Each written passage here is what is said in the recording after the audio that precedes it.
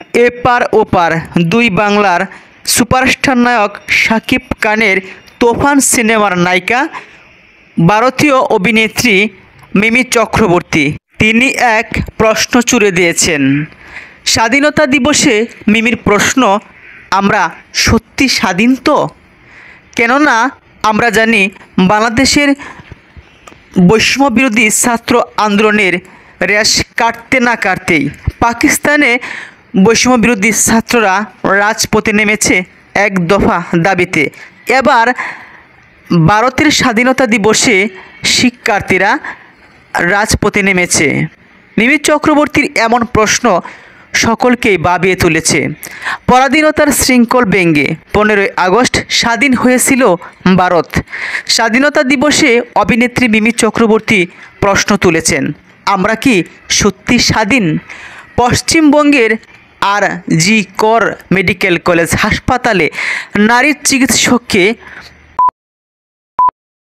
হত্যা করা হয়েছে।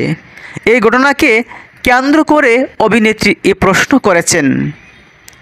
বুধবার যাদবপুরের শিক্ষার্থীদের সঙ্গে আন্দোলনে যোগ দিয়েছেন এই অভিনেত্রী। এদিকে বিচারের দাবিতে সামাজিক যোগাযোগ মাধ্যমে নারী চিকিৎসকের মৃত্যুর প্রতীকী ছবি শেয়ারও করা হয়েছে, যেখানে ক্যাপশন লিখেছেন, আমরা কি এখনও স্বাধীন? এদিকে স্বাধীনতা শব্দকেই রাজনৈতিক মনে করেন পরিচালক কমলেশ্বর মুখোপাধ্যায়। ফেসবুকে তিনি লিখেছেন, কেউ লড়াই করে স্বাধীনতা অর্জন করে, কেউ ক্ষমতা বলে স্বাধীনতা হরণ করে, কেউ নিজের স্বাধীনতা বিকে সুখ সমৃদ্ধি কেনে। সবকটাই রাজনৈতিক প্রক্রিয়া। প্রশ্ন হলো, আপনি কাদের স্বাধীনতার পক্ষে?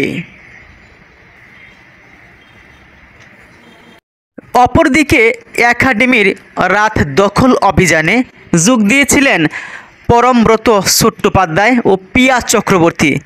আর.জি. করের তুলকালাম পরিস্থিতি নিয়ে সংবাদ মাধ্যমকে প্রতিক্রিয়া দিতে গিয়ে অভিনেতা জানান, কিসের জন্য ভাঙচুর তা তিনি এখনও জানেন না, তাই তা নিয়ে এই মুহূর্তে মন্তব্য করতেও চান না।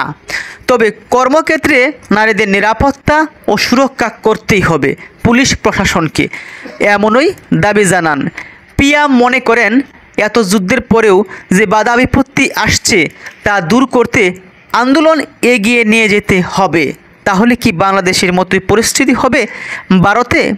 উল্লেখ্য যে গত 9ই আগস্ট ভোরের দিকে কলকাতার শ্যামবাজার এলাকায় অবস্থিত আর.জি. কর মেডিকেল কলেজ হাসপাতালে চিকিৎসকের বিশ্রাম কক্ষ থেকে এক নারী চিকিৎসকের ক্ষতবিক্ষত মরদেহ উদ্ধার হয়। পরে ময়নাতদন্তে জানা যায়, ওই চিকিৎসককে ধর্ষণের পর হত্যা করা হয়েছিল। আজ ভারতের স্বাধীনতার দিনেই কেন এমনটা শুনতে হলো? প্রশ্ন অভিনেত্রী মিমি চক্রবর্তীর।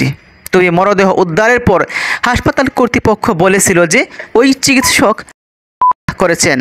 কর্তৃপক্ষের এই বক্তব্যের পর প্রথমে ফুঁসে ওঠে কলকাতা, পরে গর্জে